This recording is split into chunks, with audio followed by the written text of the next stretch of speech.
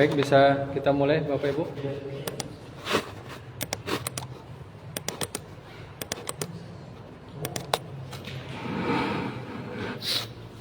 Baik, kita awali majelis dan pertemuan kita pada malam hari ini dengan lafaz basmalah. Bismillahirrahmanirrahim. Assalamualaikum warahmatullahi wabarakatuh. Innal hamdalillah nahmaduhu wa nasta'inuhu wa nastaghfiruh wa na'udzu billahi min shururi anfusina wa min sayyiati a'malina may yahdihillahu fala mudhillalah wa may yudlilhu fala hadiyalah. Asyhadu an la ilaha illallah wahdahu la syarikalah wa nashhadu anna Muhammadan abduhu wa rasuluhu la nabiyya ba'da. Allahumma salli wa sallim ala Muhammad wa ala alihi wa ashabihi wa man tabi'ahu bi ihsanin ila yaumiddin. Baik hadirin ikhwan fiddin, jamaah yang dimuliakan dan dirahmati oleh Allah Subhanahu wa taala. Puji dan syukur senantiasa masih kita panjatkan kehadirat Allah karena alhamdulillah sampai detik ini, khususnya di malam hari ini, kita masih diberikan nikmat umur dan kesehatan, dan tentunya juga nikmat keimanan, sehingga kita masih dapat berhadir dan bertemu kembali di majelis kita seperti biasa, yang mana alhamdulillah ini merupakan pertemuan kita yang pertama setelah Ramadan, yang mana harapannya walaupun lebih kurang ada 1,5 bulan Pak ya. Ada 1,5 bulan kita sementara libur. Mudah-mudahan tidak menyurutkan langkah dan semangat kita untuk tetap istiqomah ya di dalam melakukan pertemuan dan kegiatan rutin kita. Oke, baik Bapak Ibu hadirin jamaah yang dimuliakan dan dirahmati oleh Allah Subhanahu wa taala. Sebagaimana agenda kita pada pertemuan sebelumnya, kita telah menyampaikan mengenai 2 materi dasar ya, atau 2 bab utama kita, yakni mengenai Al-Quran dan kemudian yang kedua adalah Sunnah Rasul. Dan kita juga sudah sama-sama melakukan evaluasi terkait 2 bab tersebut ya, baik evaluasi secara tulisan maupun evaluasi secara lisan. Nah, maka pada malam hari ini kita akan lanjutkan kembali materi kita Bapak Ibu, yang mana dari kedua bab sebelumnya setidaknya kita sudah sama-sama memiliki persepsi atau pemahaman bahwa di dalam menjalankan aktivitas hidup dan kehidupan dunia ini, kita harus memiliki yang namanya standar atau acuan dalam kehidupan dunia kita ya. Yakni yang pertama Al-Quran sebagai konsepnya atau teorinya, dan yang kedua adalah Sunnah Rasul sebagai teknis dalam melaksanakan konsep tadi. Nah, selanjutnya yang mau kita pahami adalah siapa yang akan melaksanakan kedua standar ini, atau siapa pelaku yang dituntut oleh Allah untuk menjalankan Al-Quran dan Sunnah Rasul ini dalam kehidupan dunia. Nah, maka oleh karena itu pada malam hari ini judul materi kita yakni mengenai bab insan ya.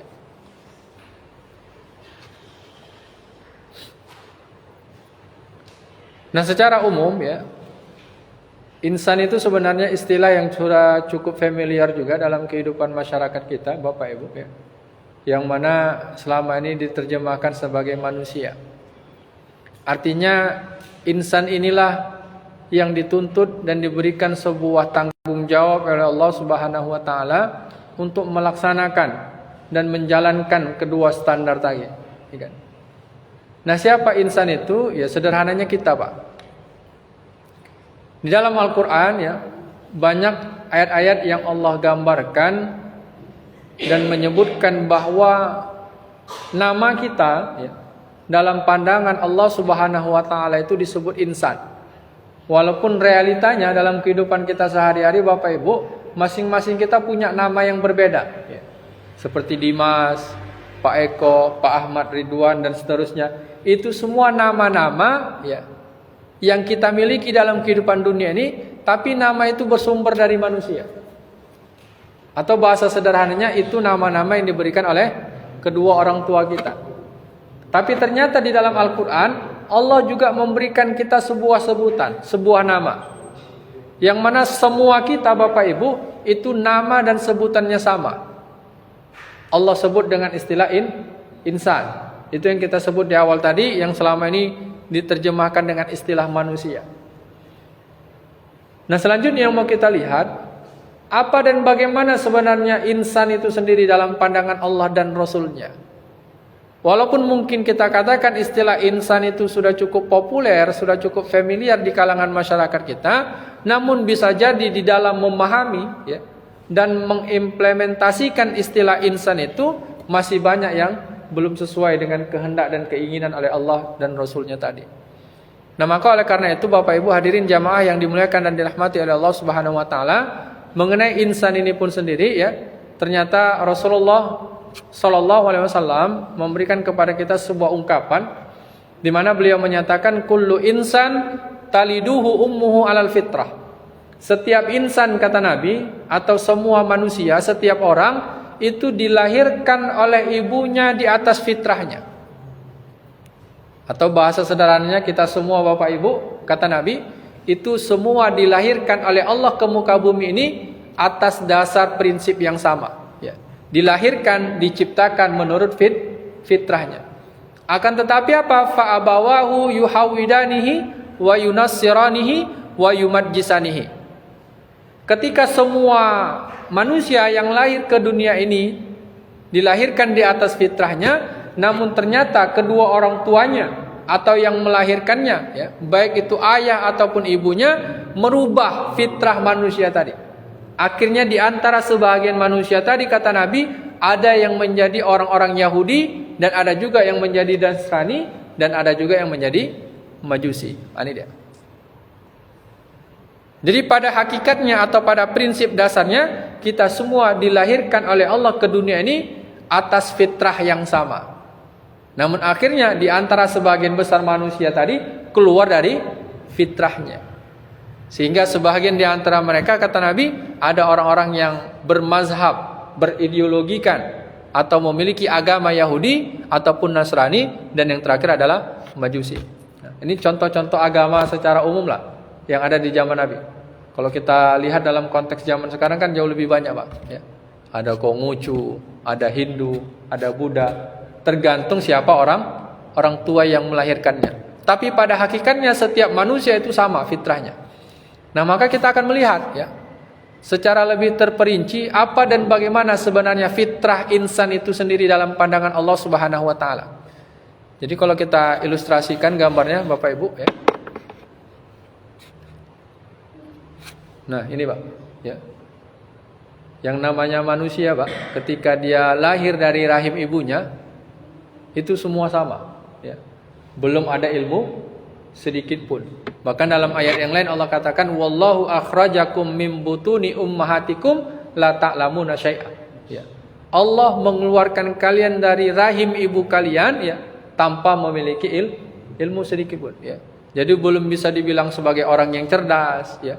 Belum bisa dibilang sebagai intelektual, orang terpandang ya. Bahkan orang yang susah, hina sekalipun. Ya. Kenapa? Semua fitrahnya sama Pak. Jadi nggak bisa dibilang penjahat, ya kan? Karena ketika manusia lahir itu masih murni dia, masih polos, ya. Belum pernah punya pemikiran bagaimana dia bisa ngolah orang, ya. Kan belum ada itu Pak. Namanya anak bayi, ya kan? Gimana cara menipu orang, memanipulasi data, belum ada kepikiran, ya. Fitrahnya sama. Tapi ketika bayi tadi atau insan dan manusia tadi tumbuh dan berkembang, kemudian dipengaruhi oleh lingkungannya, bahkan sistem yang ada di dalam kehidupannya sehari-hari itu, akhirnya muncullah karakter-karakter manusia yang bermacam-macam dan berbeda-beda dalam kehidupan dunia ini. Itulah yang kata Nabi, sebahagian di antara mereka muncul sebagai manusia-manusia Yahudi ataupun Nasrani, dan yang sebaliknya adalah Majusi.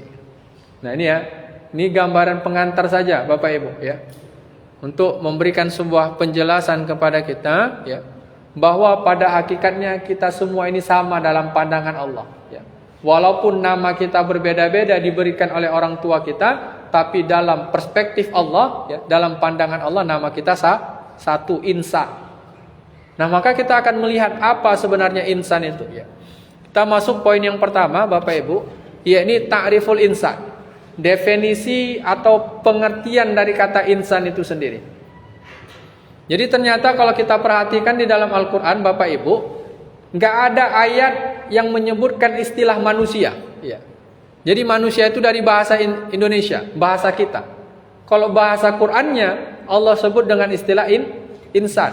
Nah ternyata kalau kita tinjau istilah insan itu sendiri secara lughat atau menurut kaidah bahasa, insan itu secara bahasa artinya manusia, berasal dari kata dasar anisa. Anisa yaknisu insanan. Ya. Kalau mungkin di antara Bapak Ibu yang sudah sedikit banyak ya memahami kaidah nahwu shorof, setidaknya bisa memahamilah ya pola dasar itu ya. Fa'ala yaf'alu fa'lan ya.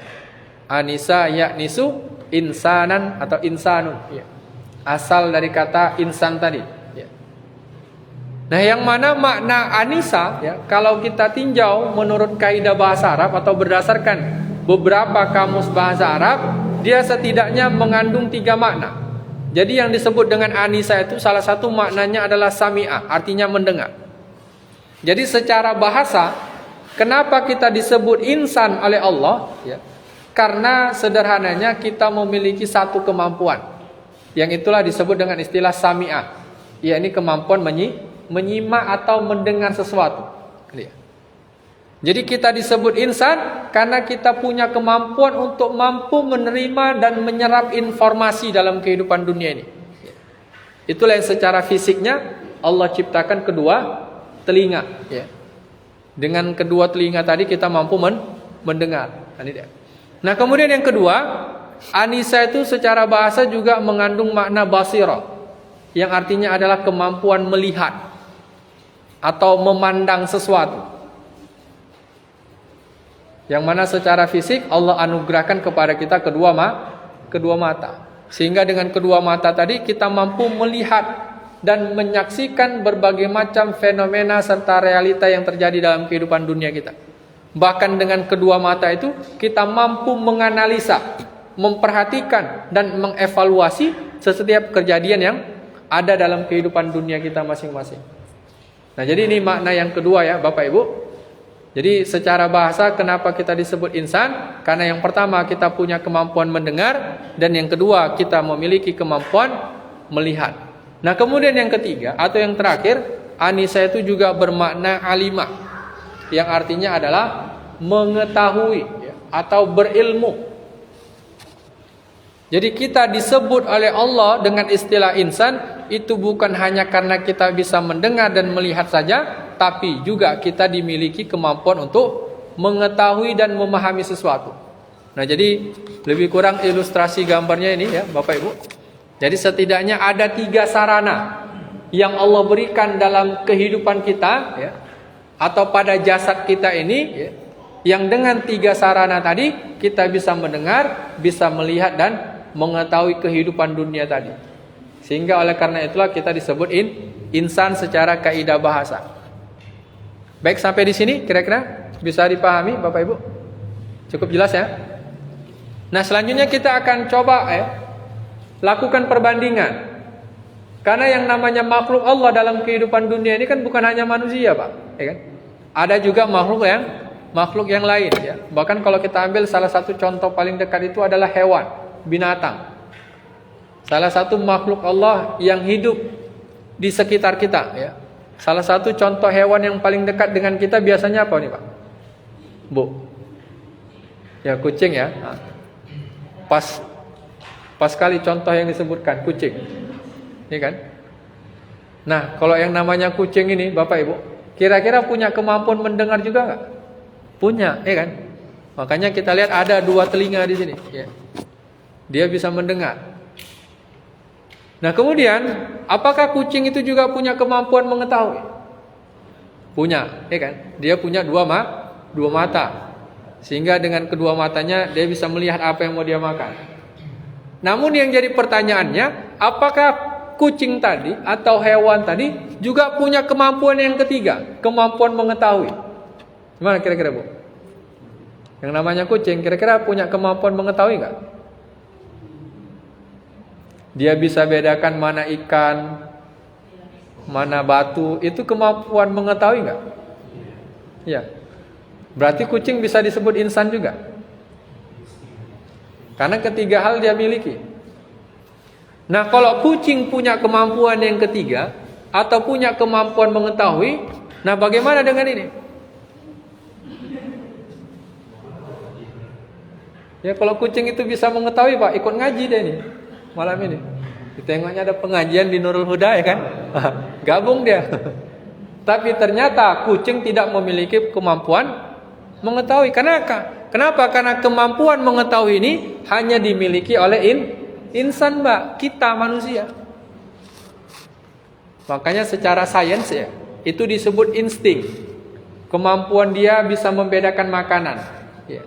Bukan kemampuan mengetahui, ya, atau alimah.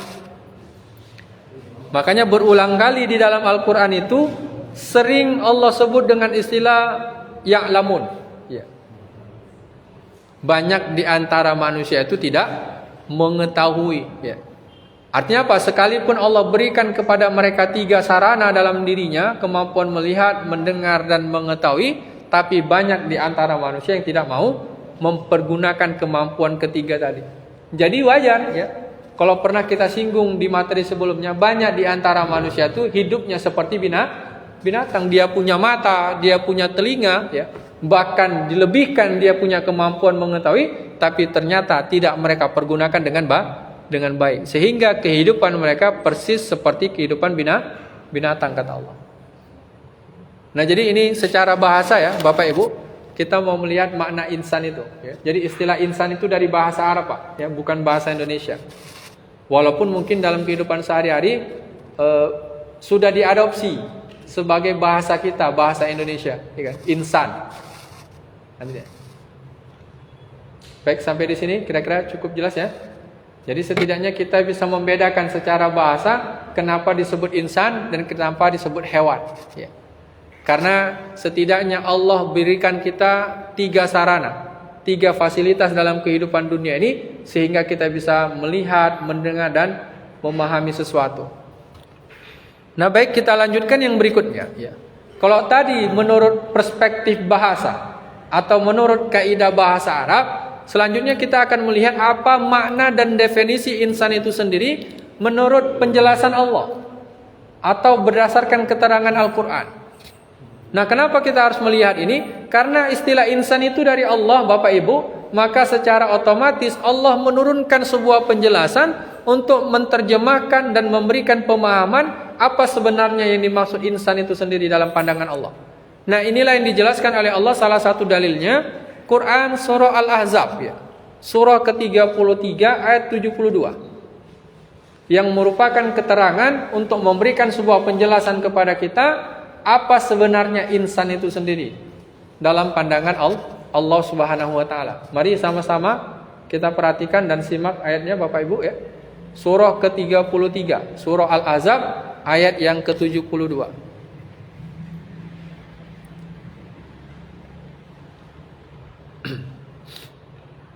Baik, dapat ayatnya? Silakan. Bagi yang sudah ketemu bisa dibacakan.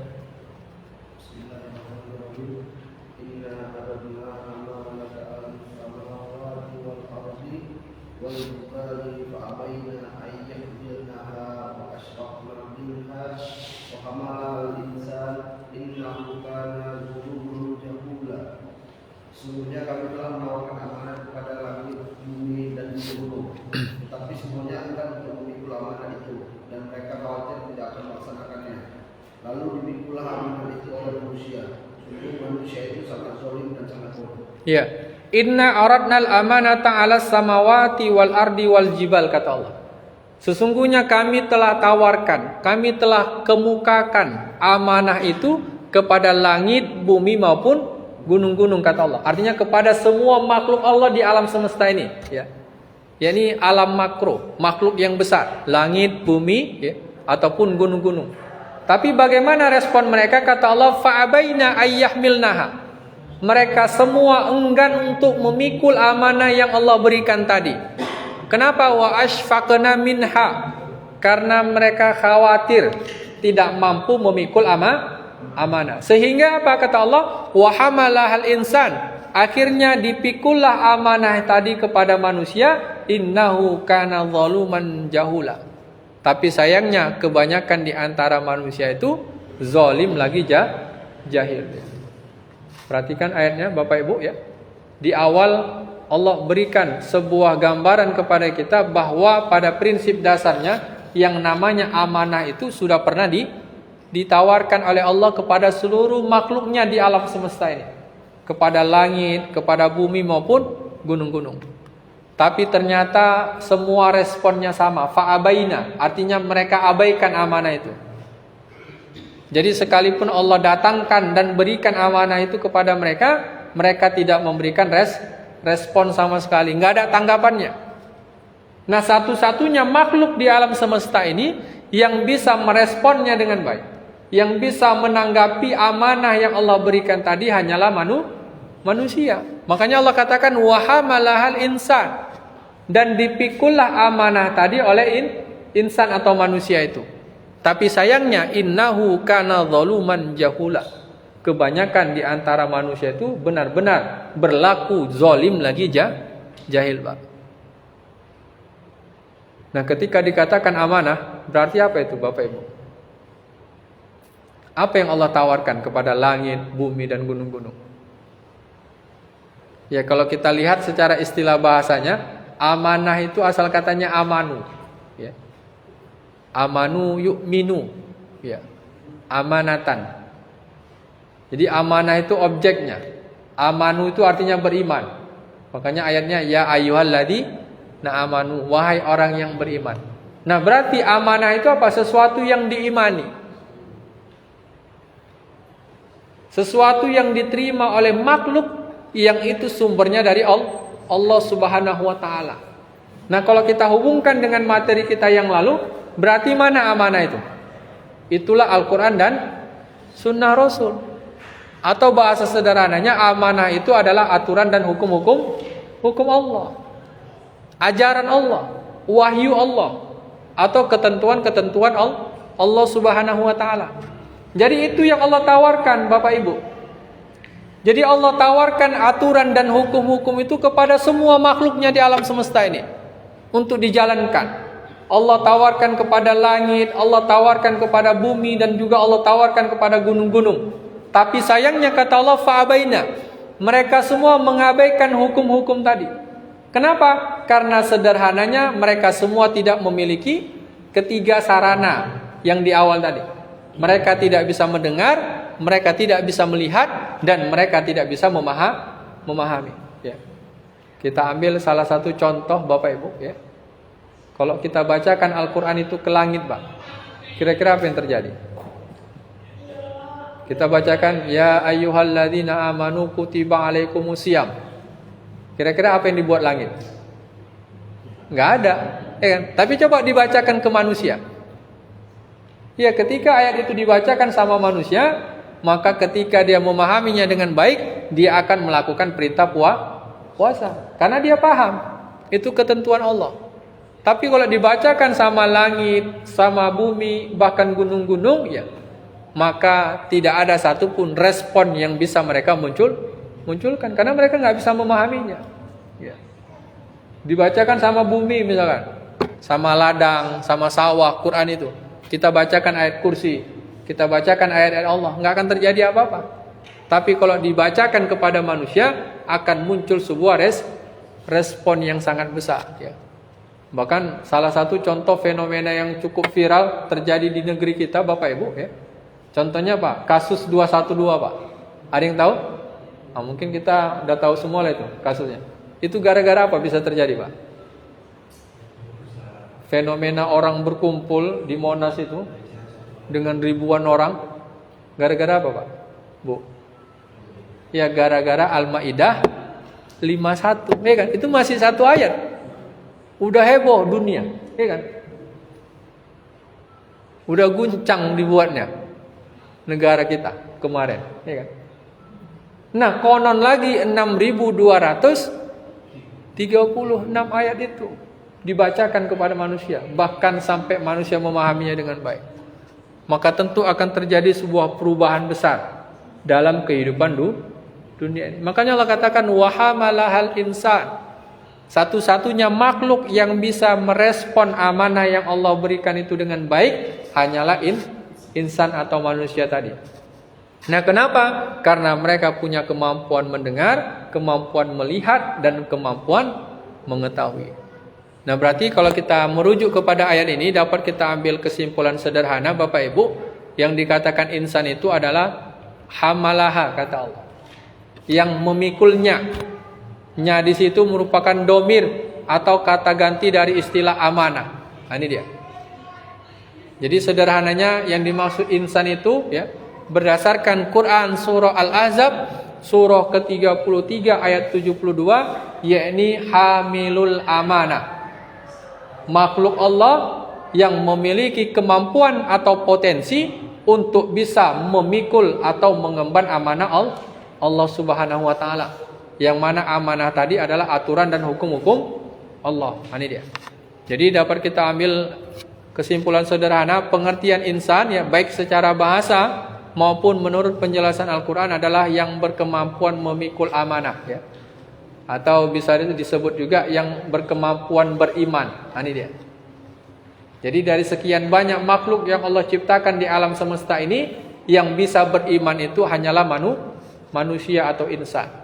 Baik, sampai di sini kira-kira bisa dipahami Bapak Ibu? Kalau ada yang kurang jelas silakan boleh dipertanyakan. Kita masih berbicara tentang definisi ya, atau pengertian insan. Nah, jadi setidaknya ya, dengan penjelasan ini ya, kita sama-sama dapat memahami kenapa kita disebut insan oleh Allah, karena kita bisa memikul amanah. Ini dia. Kita bisa menerima aturan Allah itu, Pak. Ini dia. Kita bisa memahami ajaran Allah, ya kan? Kita bisa tahu mana yang halal, mana yang haram. Kita bisa paham dan mengerti dengan baik mana yang harus kita laksanakan dalam kehidupan ini dan mana yang harus kita tinggalkan, ya. Itulah kenapa kita disebut insan oleh Allah. Baik, ada pertanyaan sebelum kita lanjut, Bu? Yang bapak-bapaknya ada? Silakan Pak Syarifuddin kalau ada pertanyaan. Atau cukup jelas? Cukup jelas ya. Oke, baik, kita lanjut ya. Jadi dapat kita ambil catatan ya, Bapak Ibu, amanah itu adalah sesuatu yang harus kita imani. Yakni itulah aturan atau kitab Allah Subhanahu wa taala. Yang mana di materi kita sebelumnya ya, itu yang kita sebut dengan istilah Al-Qur'an. Ya. Nah, lalu bagaimana dengan perspektif yang ada di masyarakat kita yang menyatakan bahwa anak itu amanah, kan gitu Bu? Harta amanah dan sebagainya macamnya ya. Nah, pemahaman itu masih ada di masyarakat kita ya, yang menyatakan bahwa segala bentuk aksesoris dunia ya, yang ada dalam kehidupan kita itu disebut juga dengan istilah amanah. Nah, yang jadi pertanyaannya, betul nggak itu? Anak amanah, betul nggak Bu? Cuma kira-kira Bu? Atau kalau bukan amanah apa namanya? Titipan. Apa beda titipan sama amanah? Kan sering tuh Pak. Contohnya ini ya kan. Selamat ya Bu, udah dapat anak ya. Artinya udah dikasih amanah sama Allah, ya kan?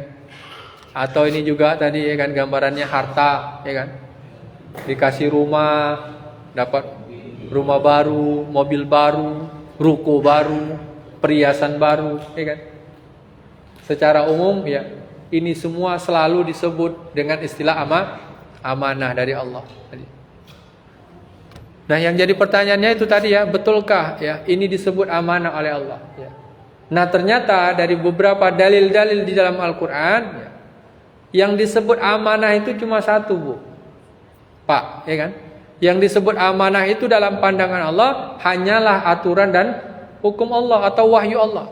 Nah, lalu bagaimana dengan semua ini? Ternyata kedua hal ini Allah tidak menyebutnya dengan istilah amanah, tapi sebaliknya ya, Allah jelaskan dalam Quran surah Al-Anfal surah ke-8 ayat 28 bahwa Allah menyebut anak dan harta tadi atau kehidupan dunia tadi sebagai fitnah, bukan amanah. Mari sama-sama kita perhatikan dan simak ayatnya Bapak Ibu. Wa'lamu annama amwalukum wa auladukum fitnah. Dan ketahuilah oleh kalian, kata Allah, wahai manusia, bahwa sesungguhnya harta atau kekayaan yang kalian miliki serta anak keturunan itu semua merupakan fitnah. Ya. Apa artinya fitnah, Bu? Ya, fitnah itu artinya ujian atau cobaan. Nah, contohnya kayak Pak Eko, ya kan? Nah, berarti lagi bawa fitnah, ujian. Iya.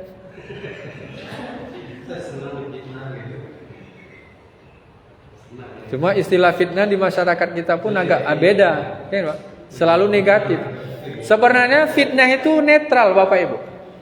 Dia bisa membawa manusia kepada kebaikan, bisa juga menjerumuskan manusia pada keburukan, kan begitu.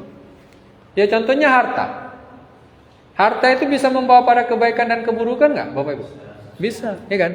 Gara-gara harta nggak sempat sholat misalkan, ya, berarti dia mengarah kepada keburukan. Tapi kalau punya harta, dengan harta itu bisa beribadah kepada Allah, bisa semangat untuk berinfak dan bersedekah, berarti fitnah tadi mengarahkan dia kepada kebaikan. Nah, makanya Allah ingatkan kita dari ayat ini. Wa'lamu, wahai manusia, sadarilah, ketahuilah oleh kalian, camkanlah, bahwa sesungguhnya harta apapun yang kalian miliki dalam kehidupan dunia ini, ya, serta anak keturunan, itu semua merupakan fitnah, artinya ujian, Pak. Nah, ini dia. Jadi kita dikasih harta, kita dikasih pasangan, kita dikasih anak dan keturunan, kita mendapatkan jabatan atau karir yang bagus dalam kehidupan dunia ini, itu semua merupakan fitnah atau ujian.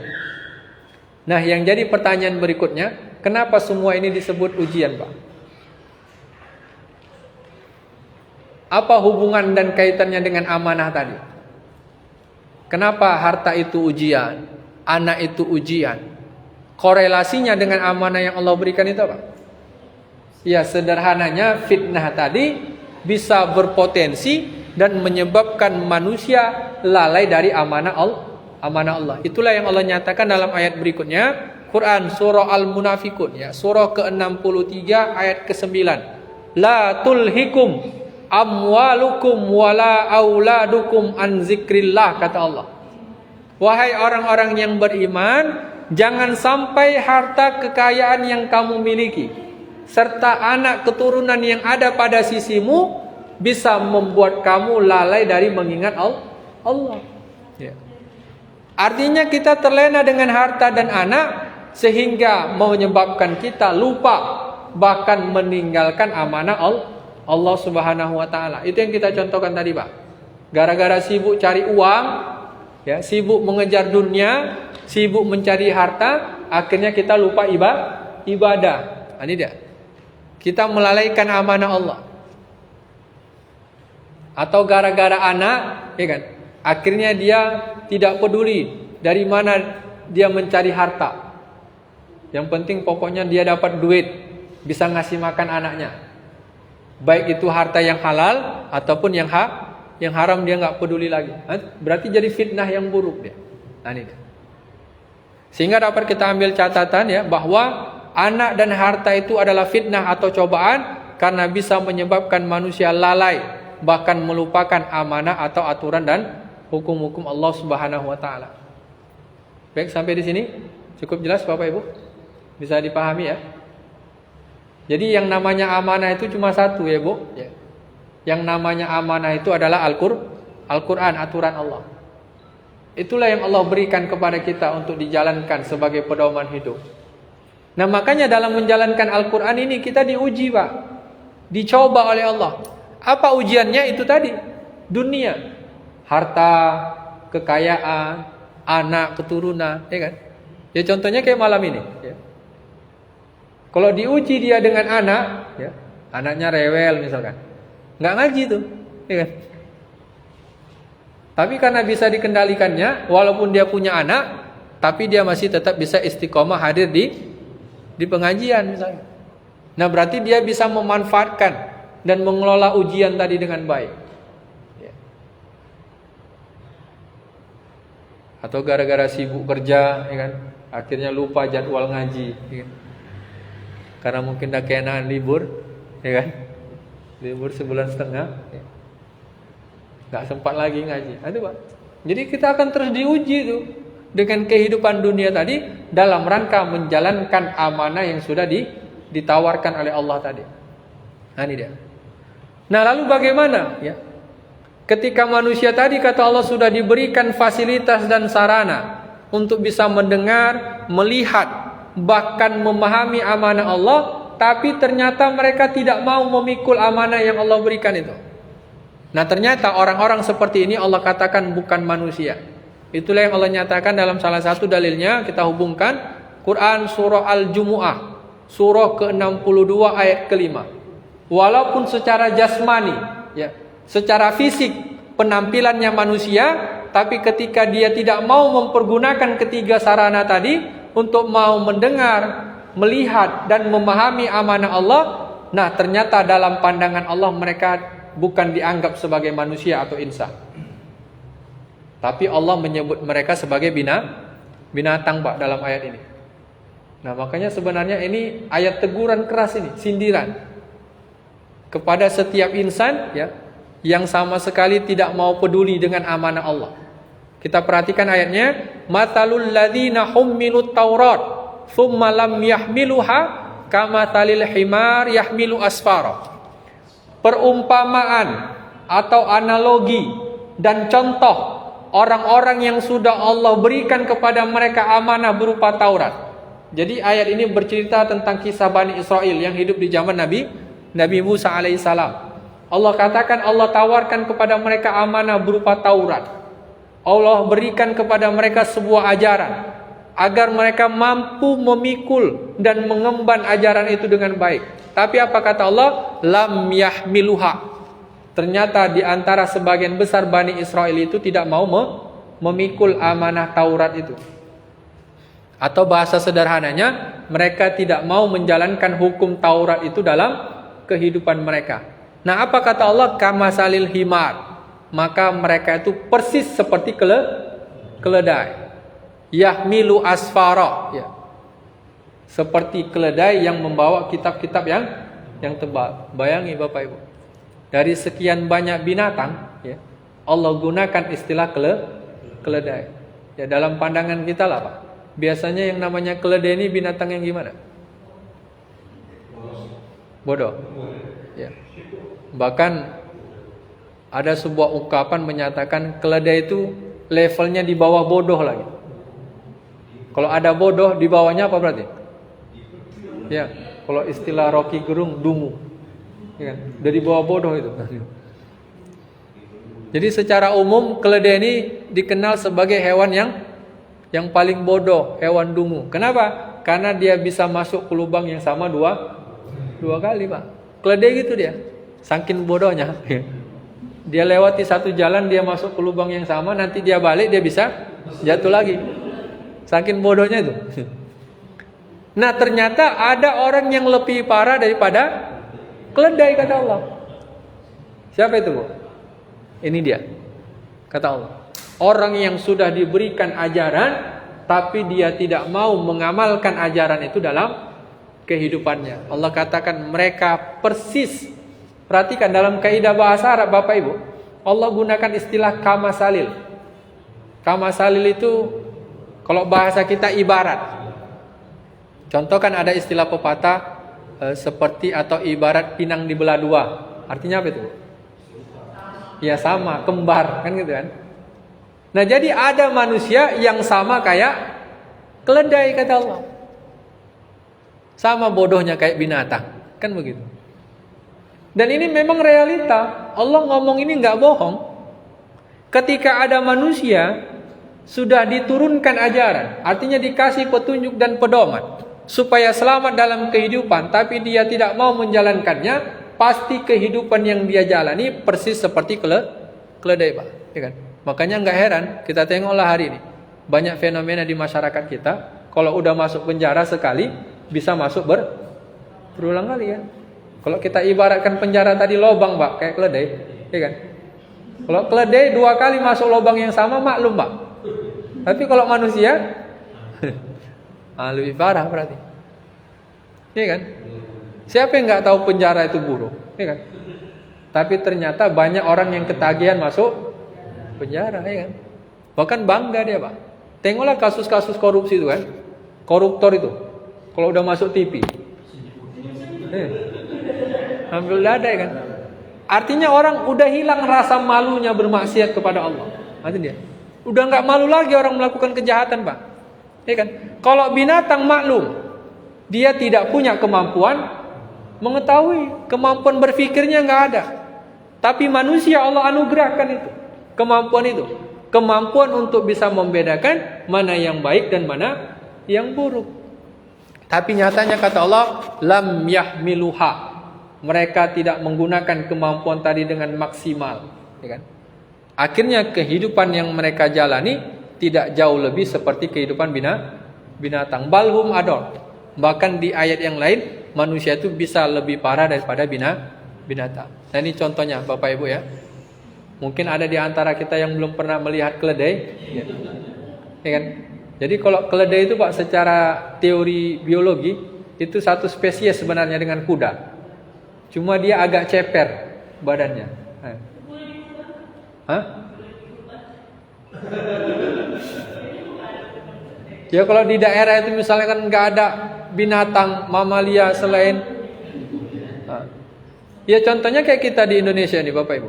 Rasulullah nggak pernah kurban lembu, ya kan? Yang ada di sana Pak, unta, domba. Tapi karena kita menggunakan metode kias, ya akhirnya ya yang disembelih adalah lembu, ya kan, kambing. Jadi begitu. Nah begitu juga dengan ini Pak. Ya. Nah jadi walaupun keledai ini bodoh Bapak Ibu, ya, ternyata ada satu kelebihan keledai ini Pak. Apa kelebihannya? Dia bisa membawa beban 2 kali lebih berat daripada tubuhnya Pak. Itulah kelebihannya. Jadi seburuk-buruknya keledai masih ada kelebihannya. Itulah luar biasanya ciptaan Allah ini. Wa ma khalaqta hadza batila, kata Allah. Tidak ada satupun ciptaan Allah yang batil, termasuk keledai ini. Jadi ini hanya sebuah analogi ya Bapak Ibu, perumpamaan yang Allah jelaskan di dalam Al-Quran. Walaupun secara definisi tadi ya, bahwa yang dikatakan insan itu adalah yang berkemampuan memikul amanah, namun faktanya tidak semua manusia mau memikul amanah tadi, sehingga akhirnya kehidupan mereka tidak berjalan dengan baik, malah yang muncul adalah kehidupan binatang, ya, kehidupan keledai dan sebagainya macamnya. Baik, sampai di sini kira-kira cukup jelas, bisa dipahami. Sebelum kita lanjut, kalau memang masih ada pertanyaan silakan Bapak Ibu. Kita masih bicara tentang definisi. Ada Pak? Raffi? Cukup jelas ya? Yang ibu-ibu ada? Bu Lilis atau Bu Arum dan yang lain? Oke, baik, kalau tidak ada ya, kita lanjut poin yang kedua, muradif ya. Ini sinonim. Yang mana ternyata ya Bapak Ibu, kalau kita perhatikan di dalam Al-Qur'an, Allah menyebut kita itu bukan hanya dengan nama insan. Ada sebutan-sebutan lainnya ya. Atau ada nama-nama nama lain dari istilah insan itu sendiri ya. Yang pertama, salah satu dalilnya kita perhatikan Quran surah Al-Furqan ya. Surah ke-25 ayat 54. Allah juga menyebut manusia itu dengan istilah bashar ya. Dan ini juga pernah kita singgung di bab sunnah Rasul. Ana basyarum mislukum. Aku ini manusia. Ini dia. Jadi ternyata selain insan, Allah juga menyebut kita dengan istilah bashar ya. Jadi kata kuncinya di sini ya. Wa huwallazi khalaqa minal ma'i basharan. Dan dialah Allah yang telah menciptakan manusia dari setetes air. Ini dia. Jadi kalau kita perhatikan secara kaidah bahasa Bapak Ibu, kenapa disebut bashar? Karena secara fisik ya, manusia itu butuh makan, butuh minum. Ini dia. Makanya istilahnya bashar. Sebagaimana yang diungkap di bab sunnah Rasul, ana basyarum mislukum. Allah menggunakan istilah bashar untuk menunjukkan bahwa Nabi itu juga manusia yang butuh makan, butuh minum.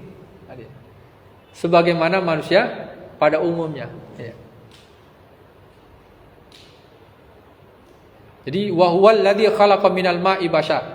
Dan dialah Allah yang telah menciptakan semua manusia di alam semesta ini ya, dari setetes air, Pak. Jadi nggak ada bedanya, Pak. Jadi sehebat apapun manusia, itu dia berasal dari ciptaan yang sama, ya kan? Ada yang tercipta dari batu permata, Bu? Nggak ada, ya kan?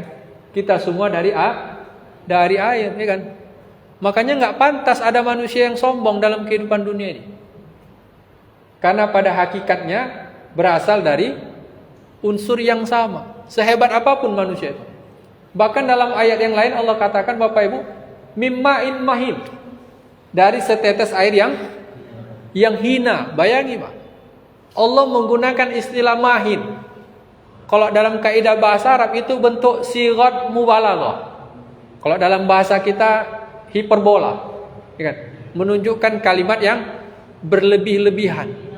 Jadi bukan sekedar hina, tapi sesuatu yang sangat menjijikkan. Ini deh. Jadi Allah ciptakan manusia itu dari setetes air yang sangat menjijikkan. Betul nggak itu, Pak? Betul ya kan? Maaf katanya, ini hanya analogi saja. Kalau yang setetes itu ada di hadapan kita hari ini, secara psikologis apa yang kita rasakan, Pak? Jijik. Nah, dari itulah kita. Dari yang menjijikkan itu. Ya kan?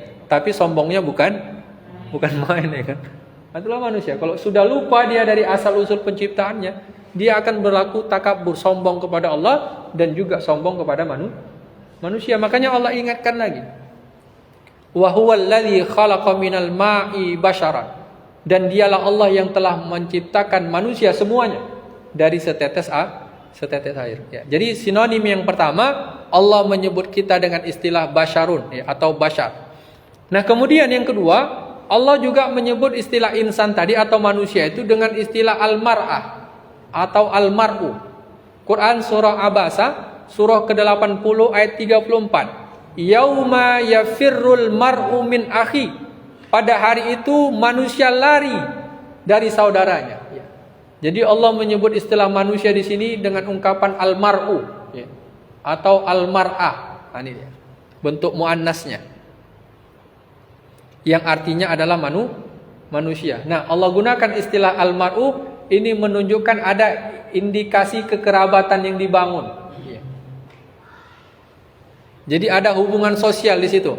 Makanya Allah gunakan istilah akhi, saudara, menunjukkan sebagai makhluk sosial manusia itu. Ya. Beda binatang, Pak. Ya. Kalau binatang kan nggak ada unsur itu, nggak ada sebutan mama, sebutan keponakan, ya kan? Sebutan nggak ada. Itu hanya dimiliki oleh manusia, ya kan? Jadi ada hubungan sosial, ya, yang tercipta dalam kehidupan dunia ini. Makanya Allah sebut dengan istilah al-mar'u. Bahkan Rasulullah juga mengungkapkan salah satu dalilnya, ya, ad-dunya mata. Kehidupan dunia ini adalah perhiasan. Wa khairul mata al-mar'atus sholihah. Dan sebaik-baik perhiasan adalah pasangan yang soleh, baik itu suami yang soleh ataupun istri yang soleh. Menunjukkan ada hubungan di situ, hubungan sosial. Ini dia. Baik, yang berikutnya ya, kita lanjut sinonim yang ketiga. Allah menyebut kita insan ini dengan sebutan Bani Adam. Quran surah Al-A'raf ya, surah ke-7 ayat 26. Ya Bani Adam, qad anzalna 'alaikum libasay yuwari sawatikum warisha. Wahai manusia, wahai Bani Adam, sesungguhnya kami telah turunkan kepadamu pakaian untuk menutup auratmu dan pakaian yang indah untuk perhiasan. Ini dia. Jadi Allah menyebut kita dengan sebutan Bani Adam. Logika sederhananya kenapa, Pak? Kenapa kita disebut Bani Adam? Ya, karena kita semua berasal dari keturunan yang sama. Ini dia. Jadi leluhurnya sama, Pak. Tapi karena sudah berkembang biak, ya kan, sudah kemana-mana, ya, akhirnya lupa dengan leluhurnya, ya. Sehingga akhirnya manusia bergap-gap, terkotak-kotak. Jadi kita semua, khususnya yang hadir malam ini, Pak, ya, kakek kita sama atau beda? Sama, ya kan? Kita semua sama-sama berasal dari Nabi Adam. Tapi karena kita sudah, ya, dihiasi dengan berbagai macam aksesoris kehidupan dunia, akhirnya lupa dengan hakikat ini. Ya.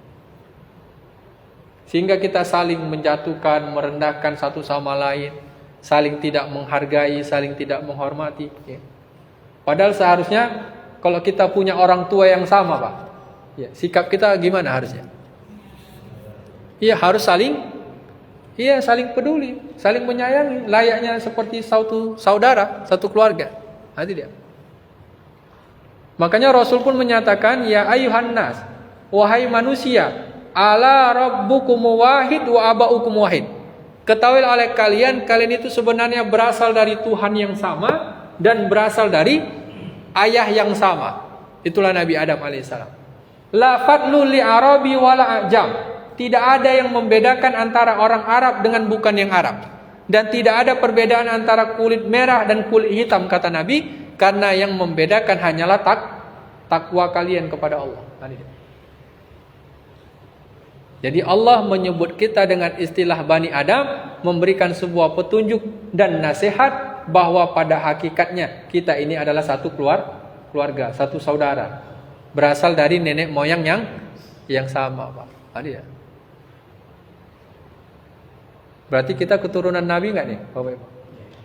Ini kan kita semua keturunan Nabi nih. Jadi harus kita muliakan ini, ya kan? Harus kita hargai. Jadi Allah menyebut kita yang ketiga dengan istilah Bani Adam. Nah, kemudian yang keempat, Allah juga menyebut kita dengan istilah An-Nas, ya. Ini ayatnya sudah cukup populer, Quran surah terakhir, ya. Surah ke-114 ayat pertama. Qul a'udzu birabbin nas. Katakanlah aku berlindung kepada Tuhannya manusia, ya. Jadi Allah menyebut kita dengan istilah An-Nas, yang artinya sama dengan insan, yakni manusia. Baik, sampai di sini kira-kira bisa dipahami Bapak Ibu? Ini sinonim yang keempat, ya. Baik, kita lanjut yang berikutnya, ya. Sinonim yang kelima. Allah menyebut kita dengan istilah alamin. Quran surah Asy-Syu'ara, surah ke-26 ayat 165. Di mana ayat ini bercerita tentang kisah kaum Nabi Lut. Ata'tuna dzukhrana minal alamin, ya. Jadi Nabi Lut berdakwah kepada kaumnya pada masa itu. Apa dia bilang? Mengapa kamu mendatangi jenis laki-laki di antara manusia? Ini dia. Jadi Allah menyebut manusia itu dengan istilah alamin, ya. Makanya di dalam surah Al-Fatihah, Alhamdulillahi Rabbil Alamin. Segala puji bagi Allah, Tuhannya manusia. Jadi alamin di situ maksudnya adalah manusia, ya. Yang selama ini diterjemahkan alam semesta. Nah, kenapa kita disebut alamin? Logika sederhananya. Disebut alam. Ya, karena kita ini adalah bagian dari alam semesta, Pak. Ya kan? Kita ini kan hanya unsur terkecil dari sekian banyak makhluk yang ada di alam semesta, ya. Kalau dibanding dengan makhluk yang lain sebenarnya kalah jauh kita, Pak. Ya kan? Dibanding dengan pohon saja tinggi kita udah kalah, Pak. Ya kan? Dibanding dengan makhluk Allah yang lain, ya kan? Tapi ternyata dari sekian banyak makhluk, Allah katakan satu-satunya makhluk yang sempurna adalah manusia. Laqad khalaqnal insana fi ahsani taqwim, kata Allah. Sungguh kami telah ciptakan manusia itu dalam bentuk yang sebaik-baiknya, ya. Makanya kalau kita lihat zaman sekarang, Bapak Ibu, secanggih apapun teknologi yang dibuat oleh manusia, ya kan? Gedung pencakar langit, mesin, robot dan sebagainya macamnya, ternyata masih lebih hebat manusia, Pak. Bayangin coba. Contohnya otak kita lah. Kalau made in China, ya kan? Kira-kira berapa lama tahannya? Ya kan? Mungkin hanya beberapa tahun. Kalau ibarat handphone, jangka waktu 5 tahun udah hang dia, ya kan? Tapi karena ini made in Allah, ya kan? Ciptaan Allah, tahan dia, Pak. Bayangin coba. Nah, jadi itu yang harus kita sadari, Bapak Ibu, ya.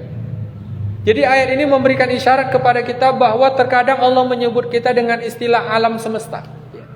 Menunjukkan bahwa memang kita ini adalah bagian dari alam, ya. Minal alamin. Nah, kita lanjut yang berikutnya, yang keenam. Allah menyebut kita dengan istilah anam. Ya. Quran surah Ar-Rahman, surah ke-55 ayat ke-10. Wal arda wada'aha lil anam. Dan bumi itu Allah ciptakan dan ratakan untuk manusia. Jadi segala apa yang ada di bumi ini, kata Allah, Allah ciptakan, Allah ratakan sebagai fasilitas hidup untuk kita manusia. Yang Allah sebut manusia di sini dengan ungkapan al-anam. Ya. Makanya Nabi Muhammad SAW itu digelar khairul anam, sebaik-baik makhluk atau sebaik-baik manusia.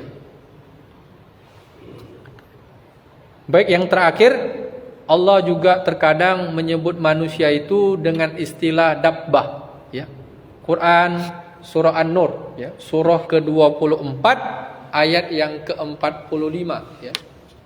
Wallahu khalaqa kullu dabbah mimma faminhum may yamshi ala batni wa minhum may yamshi ala rijlaini wa minhum may yamshi ala arba'. Dan dialah Allah yang telah menciptakan semua jenis makhluk melata di muka bumi dari setetes air. Maka sebagian di antara makhluk itu, kata Allah, ada yang berjalan di atas perutnya, dan ada yang berjalan dengan 2 kaki, dan juga ada yang berjalan dengan 4 kaki. Ini dia. Nah, kita masuk kategori yang mana nih, Pak? Iya. Ya. Kalau dalam teori biologi berarti masuk spesies apa? Kalau 2 kaki. Apa, Pak? Simpanse, ya kan? Ya, berjalan dengan 2 kaki. Kalau berjalan dengan perut apa namanya? Reptil, ya kan? Kayak buaya, ya kan? Ular. Kemudian ada yang 4 kaki, itu yang kita sebut dengan istilah mamalia. Kan itu. Nah, jadi Allah mensejajarkan manusia, Pak, dengan makhluk yang lain dengan istilah dabbah. Secara bahasa dabbah itu artinya yang berjalan di muka bumi atau yang melata. Bisa dia melata dengan perut, bisa melata dengan 2 kaki, bisa juga dengan 4 kaki. Ini dia. Jadi kalau saya heran, nanti banyak di dalam Al-Quran itu Allah sebut istilah dabbah. Dabbah itu maksudnya manusia, salah satunya. Ini dia. Baik, jadi setidaknya ada 7 nama, ya. Ada 7 sinonim yang bisa kita temukan di dalam Al-Quran itu, yang mana semuanya maksudnya adalah manusia, Bapak Ibu. Baik, sampai di sini kira-kira bisa dipahami? Kalau ada pertanyaan kita persilakan. Sebelum kita lanjut poin yang ketiga. Ada, Bapak Ibu? Cukup jelas ya? Baik, kita lanjut poin yang berikutnya, yakni makanatul insan. Keberadaan atau eksistensi insan itu dalam kehidupan dunia ini. Karena tadi kita sudah sama-sama memahami bahwa insan itu adalah yang berkemampuan memikul amanah. Nah, selanjutnya dengan amanah tadi, insan itu mau ngapain? Apa kedudukan dan peran insan itu di muka bumi ini? Inilah yang mau kita lihat dalam poin berikutnya. Salah satu dalilnya Quran surah Yunus, ya, surah ke-10 ayat 14. Baik, mari sama-sama kita perhatikan dan simak ayatnya, Bapak Ibu, ya. Di mana Allah Subhanahu wa taala berfirman, "Tsumma ja'alnakum khalaifa fil ard." Kemudian kami jadikan kamu semua, wahai manusia, sebagai khalifah, sebagai pengganti-pengganti di muka bumi, mim ba'dihim, setelah mereka, linanzura kaifa ta'malun, supaya kami lihat dan kami perhatikan bagaimana kamu berbuat atau beramal dalam kehidupan di muka bumi tadi. Jadi ayatnya cukup jelas, Bapak Ibu. Allah nyatakan kepada kita bahwa kami jadikan kamu semua, wahai manusia, di muka bumi sebagai khalifah. Ya. Yang mana secara bahasa khalifah itu artinya pengganti. Ini dia. Jadi kalau kita ilustrasikan kurang lebih gambarnya begini, Pak.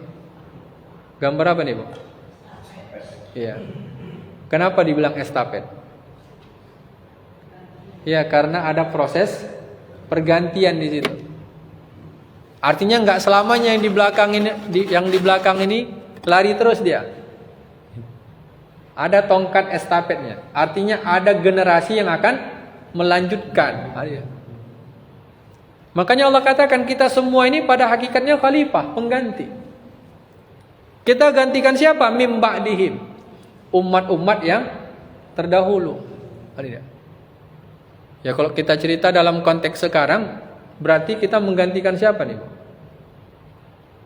Kan Allah berikan amanah tuh, Al-Quran tadi. Nah Al-Quran itu ada di hadapan kita hari ini, ada sama kita. Berarti kita menggantikan siapa nih? Ya berarti menggantikan orang-orang terdahulu. Ya ini termasuk Rasulullah dan para sahabat. Nah begitu juga pada hakikatnya Rasulullah dan para sahabat itu adalah khalifah, pengganti umat-umat sebelumnya. Siapa? Ya ini Nabi Isa dan pengikutnya. Dan begitu juga seterusnya. Sampai pada puncaknya Nabi Adam alaihi salam. Itu semuanya Allah jadikan sebagai khalifah. Jadi kalau kita tinjau secara kaidah bahasa, Bapak Ibu, khalaif ya. Khalaif itu merupakan bentuk jamak dari kata khalifah ya. Kita perhatikan bahasanya khalifah, itunya setidaknya dalam kaidah bahasa Arab mengandung 3 makna. Yang pertama khalifah itu bermakna awwada, yang artinya adalah yang menggantikan atau yang mewakili. Ini dia. Jadi disebut khalifah secara bahasa artinya adalah pengganti atau wakil. Nah kemudian yang kedua, khalifah itu juga bermakna ata ba'dahu, orang yang datang setelahnya. Artinya orang yang datang sesudahnya.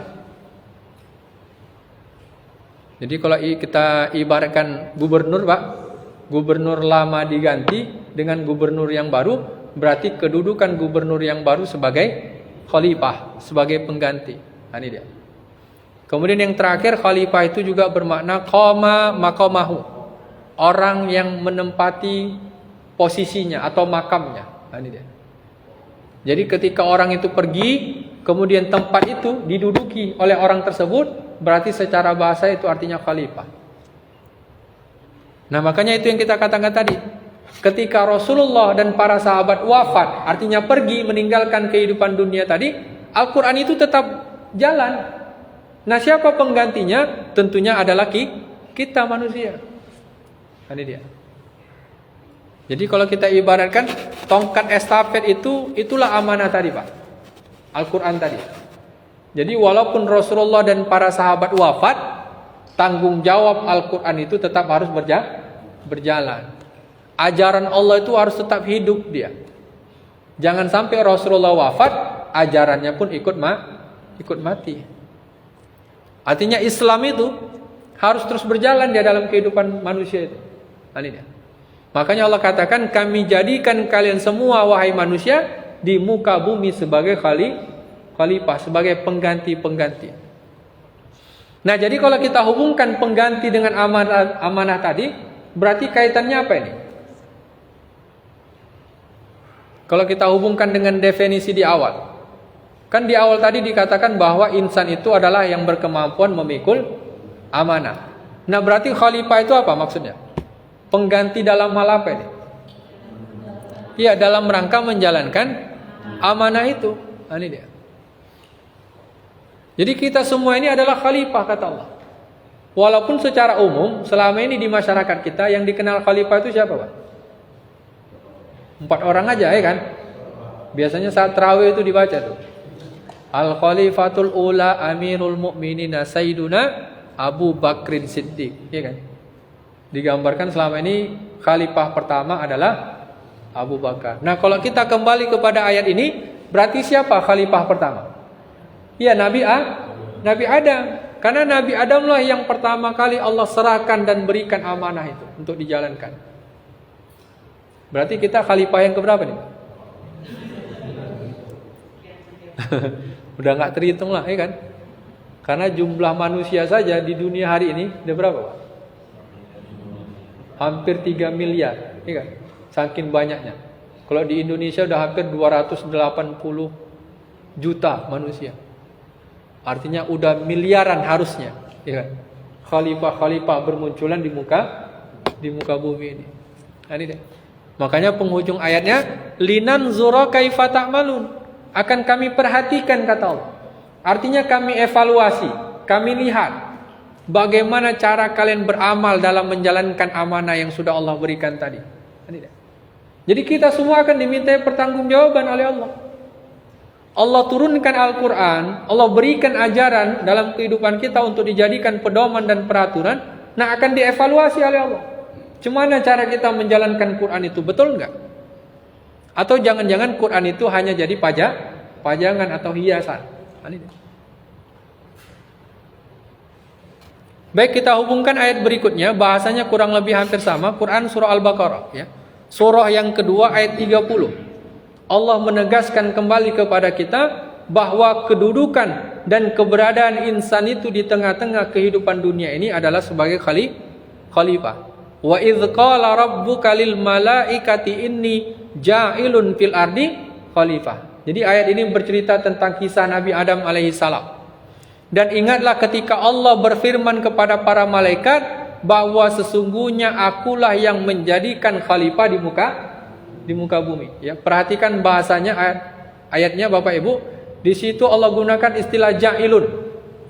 Cuma di situ diterjemahkan hendak. Ya. Kalau kita perhatikan terjemahannya, di situ diartikan hendak menjadikan. Jadi seolah-olah dia fi'il mudhari. Padahal sebenarnya kalimatnya, ayatnya itu bentuk isim fa'il. Ja'ilun. Itu polanya fa'ilun. Dia isim fa'il. Arti isim fa'il itu pelaku yang sebenarnya tidak terikat oleh waktu. Jadi dia bukan cerita masa lalu, bukan cerita masa sekarang, ataupun masa yang akan datang. Jadi dia tidak terikat oleh waktu. Artinya sampai kapanpun, sepanjang masa, sejak dulu, sekarang maupun yang akan datang, Allah akan selalu jadikan manusia itu sebagai khalifah. Nah itu maksudnya. Jadi sejak zaman Nabi Adam alaihissalam sampai dengan nanti manusia di akhir zaman, itu semuanya Allah ciptakan dalam rangka supaya menjadi khalifah. Yakni dalam rangka untuk melaksanakan amanah yang sudah Allah berikan tadi. Nah ini dia Bapak Ibu. Jadi pada prinsip dasarnya ya, kita itu wajib menjadi khalifah itu wajib. Kita semua harus menjadi khalifah. Karena memang itu prinsip dasar kita diciptakan oleh Allah. Jangan malah seperti ayat sebelumnya tadi. Ya kan? Allah ingin ciptakan mereka sebagai khalifah, tapi mereka lebih memilih kehidupannya menjadi apa Pak? Ayat sebelumnya tadi. Ya, menjadi binatang. Nah, ini kan enggak ideal dia jadinya. Yang harusnya dia menjadi pengemban amanah, pelaksana aturan Allah, dia malah lebih memilih hidupnya menjadi binatang. Makanya dalam surah At-Tin tadi digambarkan, laqad khalaqnal insana fi ahsani taqwim. Kami telah ciptakan manusia itu dalam bentuk yang sebaik-baiknya. Tapi sayangnya, summa radatnahu asfala safilin. Mereka lebih memilih menjerumuskan hidupnya dalam lembah yang sehina-hinanya. Ya. Artinya mereka lebih memilih level yang paling rendah. Itulah level binatang. Ya baik, yang terakhir ya, ditegaskan kembali bahwa ketika manusia enggak mau menjadi khalifah, berarti dia telah kufur kepada Allah. Berarti dia telah ingkar kepada Allah Subhanahu wa taala. Kita perhatikan ayatnya. Quran surah Al-Fatir, surah ke-35 ayat 39. Huwallazi ja'alakum khalaifa fil ard faman kafara fa alaihi kufru. Dan dialah Allah yang telah menjadikan kamu semua wahai manusia sebagai khalifah-khalifah, pengganti-pengganti di muka bumi. Maka siapa saja di antara kamu yang kafir, yang ingkar kepada Allah, maka kekafiran itu akan menimpa dirinya sendiri. Ya, perhatikan ayatnya Bapak Ibu. Allah nyatakan, Allah jadikan semua manusia di muka bumi sebagai khalifah. Tapi sayangnya ada di antara manusia yang mengingkari kekhalifahannya. Artinya dia enggak mau menjadi khalifah. Dia kafir kepada Allah dan Rasulnya. Ini dia. Allah kasih amanah, Allah berikan aturan dalam kehidupannya, Allah turunkan ajaran sebagai sebuah pedoman, tapi ternyata mereka abaikan, mereka ingkari semua itu. Atau bahasa sederhananya, mereka enggak mau diatur dalam hidup dunia ini. Mereka ingin menjalankan kehidupan dunianya menurut hawa nafsunya, menurut seleranya. Akhirnya wajarlah kehidupan mereka menjadi seperti binatang tadi, kata Allah. Nah, bahkan ditegaskan kembali oleh Rasulullah SAW bahwa pada hakikatnya dan pada prinsip dasarnya kita semua adalah khalifah atau pemimpin. Kullukum ra'in wa kullukum mas'ulun an ra'iyatihi. Setiap kalian adalah pemimpin, kata Nabi, dan setiap pemimpin akan dimintai pertanggungjawaban oleh Allah Subhanahu wa taala. Jadi kita semua ini pemimpin, Pak. Ya. Misalkan apa? Suami, pemimpin dalam hal apa ini? Ya, pemimpin dalam keluarganya. Makanya terkadang suami disebut juga istilahnya kepala keluarga. Dia pemimpin dalam rumah tangganya. Nah, kemudian istri pemimpin juga enggak? Pemimpin terhadap siapa? Ya, terhadap rumahnya, ya kan? Siapa yang ada di rumah itu? Dia bertanggung jawab untuk memimpinnya. Makanya kalau kita perhatikan lanjutannya, itu Allah katakan, ya, suami pemimpin bagi istri dan anak-anaknya. Seorang istri pemimpin dalam rumahnya. Kenapa? Karena semuanya adalah pemimpin dan akan dimintai pertanggungjawaban. Ya minimal, ya kan? Minimal kita setidaknya bisa memimpin diri kita sendiri, Pak. Ibda' binafsi. Minimal bisa kita mulai dari skala yang terkecil. Dengan diberikannya amanah tadi, kita mampu mengelola dan mengkoordinir serta memimpin segala bentuk perilaku dan aktivitas kita dalam kehidupan dunia. Jangankan memimpin orang, terkadang memimpin diri sendiri aja banyak yang nggak mampu, Pak, ya kan? Konon lagi memimpin 280 juta jiwa, ya kan? Berat itu sebenarnya. Makanya kalau ada orang yang mau jadi presiden itu sebenarnya luar biasa, Pak, ya kan? Dia memikul sebuah tanggung jawab yang besar. Selain dia harus memimpin dirinya dan keluarganya, dia harus memimpin ya jutaan orang, itu luar biasa. Makanya agak aneh juga kalau ada orang berebut jadi presiden, ya kan? Karena terkadang ngurus diri sendiri aja susah, ya kan? Konon lagi ngurus orang lain, Pak. Nah, cuma karena hari ini motivasinya jadi pemimpin bukan dalam rangka menjalankan amanah, ya akhirnya orang suka-suka hati. Ya. Kalau di zaman Nabi, Pak, itu kepemimpinan itu sesuatu yang sakral itu. Bahkan para sahabat ditawarkan menolak. Ketika Rasulullah meninggal, itu nggak langsung dikubur, Kak. Dalam sejarah digambarkan lebih kurang ada sampai 3 hari itu. Baru jasad Rasul itu dimakamkan. Kenapa? Karena pada saat itu para sahabat bermusyawarah, memikirkan siapa yang pantas untuk menggantikan kedudukan Nabi. Ternyata terpilihlah 2 kandidat. Siapa itu? Yakni Abu Bakar dan Umar. Nah, ternyata banyak yang lebih condong ke Umar bin Khattab, Pak. Ya kan? Kenapa banyak para sahabat pada masa itu condong ke Umar? Karena digambarkan Umar itu memiliki banyak kelebihan. Dia berasal dari pembesar Quraisy, orang yang terpandang, ya. Bahkan kalau dalam konteks kehidupan kita hari ini, jabatan Umar bin Khattab dulu sebelum masuk Islam itu diplomatnya orang-orang Quraisy, ya. Termasuk orang elit dulu, ya kan?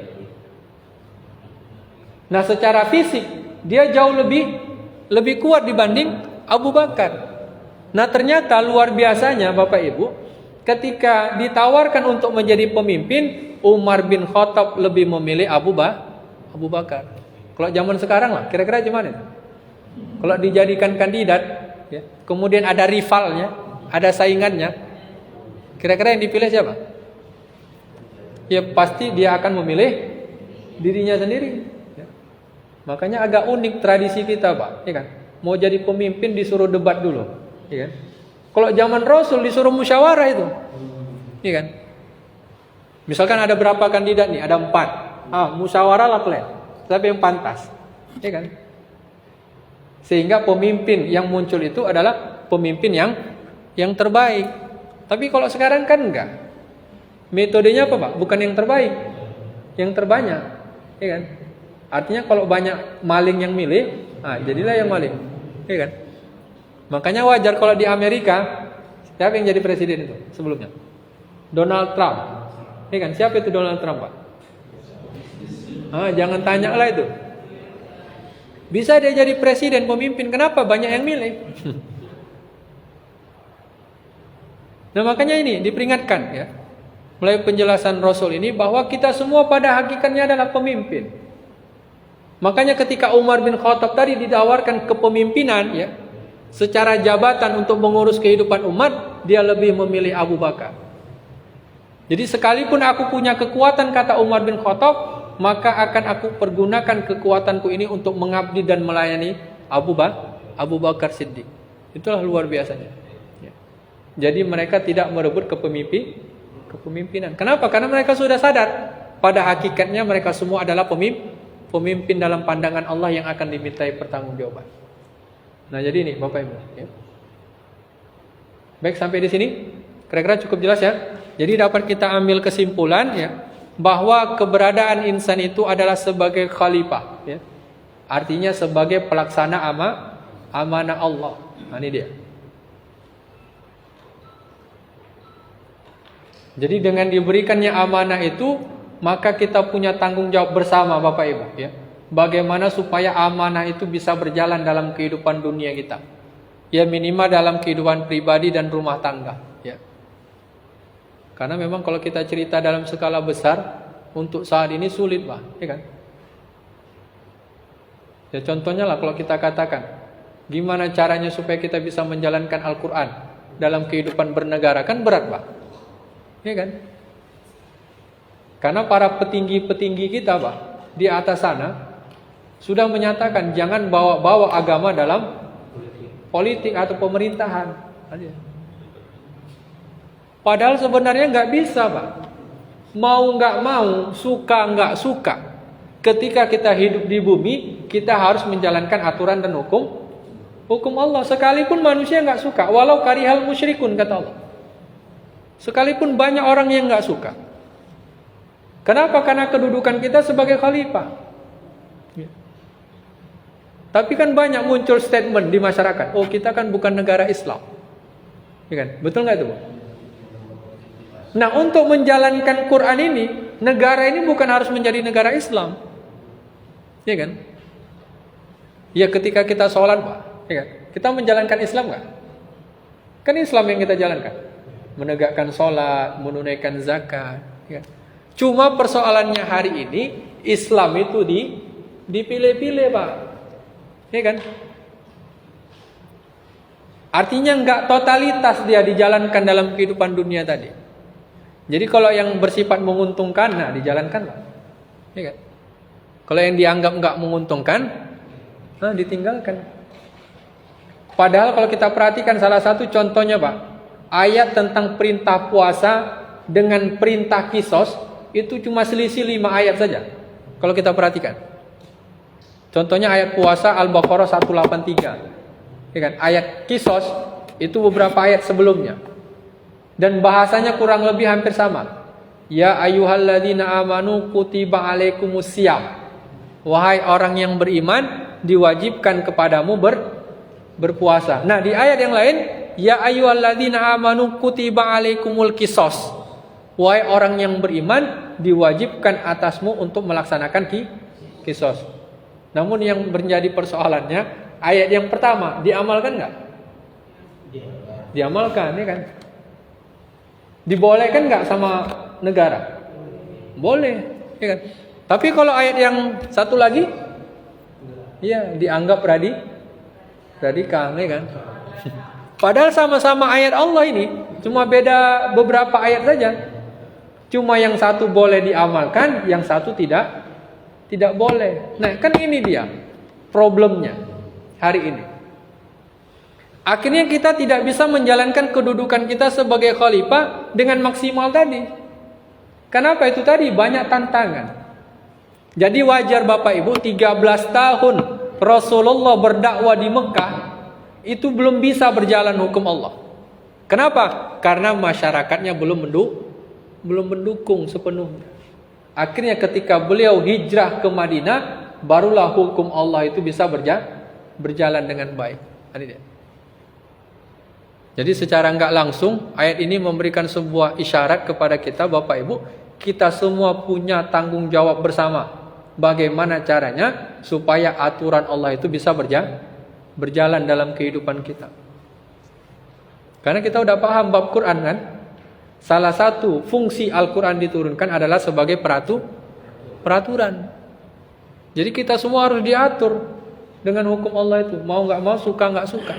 Ini dia. Jadi dapat kita ambil catatan Bapak Ibu bahwa setiap insan itu adalah merupakan para pengganti atau wakil-wakil Allah di muka bumi ini yang telah diberikan mandat, amanah dalam rangka untuk memimpin, mengatur serta mengelola kehidupan di alam semesta ini sesuai dengan amanah atau aturan yang sudah Allah berikan tadi. Ini dia. Baik, ini sebagai catatan ya yang bisa kita ambil untuk kita jadikan pemahaman dan kesadaran ya. Baik, kalau kita lihat dari waktu Bapak Ibu sudah pukul 10. Jadi mungkin untuk sementara kita cukupkan dulu pembahasan kita pada malam hari ini. Namun sebelum kita tutup, mana tahu ada hal-hal yang masih kurang jelas atau ingin dipertanyakan, kita persilakan.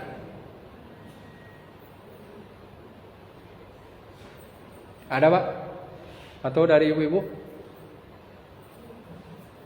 Silakan Dimas, Raffi. Cukup jelas ya?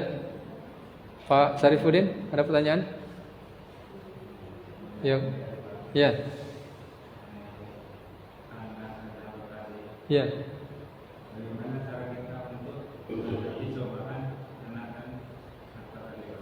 Oke, baik. Jadi di ayat sebelumnya kan dikatakan bahwa anak dan harta itu adalah fitnah. Jadi bagaimana cara kita menyikapinya, Pak? Ya. Nah tentunya kalau kita merujuk kepada dalil-dalil tadi, Allah sudah berikan berbagai macam keterangan di dalam Al-Quran itu mengenai bagaimana cara kita mengelola dan memanage fitnah tadi, Pak. Sama kita ibaratkan kalau sekolah, ya kan? Sebelum kita menghadapi ujian, apa yang diberikan guru itu, Pak? Kisi-kisi. Ya tentunya para guru itu mengajarkan materi dulu. Ada kurikulumnya. Nggak ujuk-ujuk langsung ujian dia. Kan begitu, Pak? Supaya apa? Supaya dia bisa menghadapi ujian dan juga bisa lulus dalam menyelesaikan ujian itu. Nah begitu juga dengan kehidupan dunia ini, Pak. Pada hakikatnya dunia ini adalah ujian, kata Allah. Ada dia. Nah makanya dalam menghadapi ujian ini Allah turunkan petunjuk, ya kan? Kita diuji dengan harta misalkan, kita jadi orang kaya, atau bahkan dari lahir, Pak, orang tua kita udah kaya. Ujian nggak itu? Ujian. Nah Allah turunkan petunjuk. Bagaimana cara kita menghadapi ujian? Contohnya apa? Kalau kita diberikan kekayaan oleh Allah, berarti caranya gimana nih? Iya. Setidaknya ada beberapa hal, Bapak Ibu. Ada beberapa hal yang Allah turunkan di dalam Al-Quran. Bagaimana cara kita menyikapi ujian yang pertama, yakni ujian mengenai harta. Yang pertama, wala ta'kulu amwalakum bainakum bil batil. Dari cara mendapatkan harta, Allah katakan jangan kamu memakan harta sesamamu secara batil. Artinya kalau kita ingin harta, cara mendapatkannya harus dengan cara yang benar, cara yang halal. Nah kedua, ketika kita sudah mendapatkan harta, ada lagi aturan mainnya, nggak cukup sampai di situ. Ya. Misalkan kita bekerja ini, dapat penghasilan 5 juta. Nah ternyata dari 5 juta itu, ya, jangan sampai habis semua, dia kata Allah. Wa mimma rozaqnahum yunfikun. Sebahagiannya harus kita infakkan. Harus ada yang disalurkan. Nah kalau kita ibaratkan 5 juta, Pak, ya kan? Berarti berapa sebagiannya? Ya kalau kita ikuti nominal para ulama 2,5%, ya kan? Berarti 2,5% dari 5 juta berapa kira-kira, Bu? Anggaplah 1 juta. 2,5%-nya berapa? 25.000. Ya kan? Berarti 5 juta 25 kali 5 125. Jadi kalau 5 juta kita keluarkan 125.000, sisanya berapa? Masih banyak, Pak, ya kan? Sederhananya masih banyak. Berarti bersisa 4 juta. Iya. Nah yang 125.000 tadi untuk siapa? Untuk di jalan Allah, untuk umat, ya, untuk fakir, untuk miskin. Nah sisanya yang 4 juta lebih tadi untuk siapa, Pak? Untuk kita. Jadi sebenarnya sekalipun Allah menyuruh untuk berinfak, untuk zakat itu nggak jolim. Masih ada sebagian besarnya yang bisa kita nikmati. Jadi itu yang kedua. Jadi cara mendapatkannya benar. Kemudian ketika sudah dapat, sebagiannya harus disalurkan. Ya, ada sisanya. Nah sisanya ternyata yang 4 juta lebih tadi Pak, itu juga nggak boleh sesuka hati. Kulu wasrabu min rizkillahi halalan thayyibah. Makan dan minumlah dari apa yang telah Allah berikan kepadamu dengan halal lagi baik. Jadi kita anggap tadi Pak, kita infakkan 125.000, berarti tersisa 4.875. Nah 4.875 ini harus kita konsumsi untuk menikmati hal-hal yang dihalalkan oleh Allah tadi ya. Jadi kalaupun kita mau beli makanan yang halal. Kalaupun kita mau beli barang yang halal, ya kan? Nah, jadi itu dia. Jadi dari cara mendapatkannya, cara menyalurkannya, bahkan cara menggunakannya, itu semua ada aturan mainnya. Makanya kalau kita nggak paham aturan main, nah fitnah tadi bisa menjerumuskan kita kepada keburukan. Dapat harta, nggak tahu dia mau diapakan. Akhirnya apa? Pakai buat judi, pakai buat nyabu, ya kan? Banyak nggak gitu Pak? Banyak, ya kan? Artinya apa? Fitnah itu menjerumuskan dia pada kehancuran. Tapi kalau dia tahu caranya, ibarat sekolah tadi Pak, tahu dia rumusannya, nah kayak manapun soalnya, dia akan mampu menyelesaikannya dengan baik.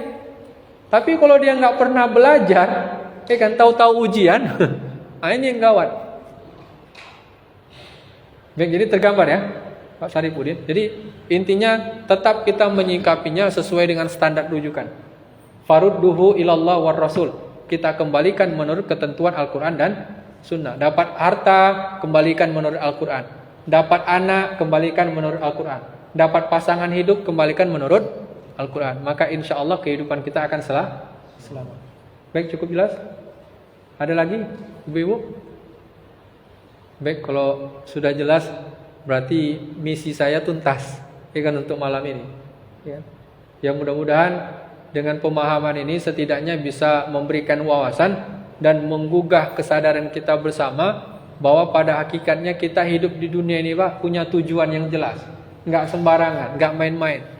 Kita semua adalah sebagai khalifah yang dituntut oleh Allah akan dimintai pertanggungjawaban atas amanah yang sudah Allah berikan dalam kehidupan kita selama ini. Itulah Al-Quran dan Sunnah Rasul. Baik, mungkin untuk sementara ini dulu yang bisa kita sampaikan. Mudah-mudahan bermanfaat. Lebih dan kurang mohon dimaafkan. Dan terima kasih atas segala perhatiannya. Akhirul kalam, kita tutup dengan doa kafaratul majlis. Subhanakallahumma wa bihamdik, nasyhadu an la ilaha illa anta wa nastaghfiruka wa natubu ilaik. Wassalamualaikum warahmatullahi wabarakatuh.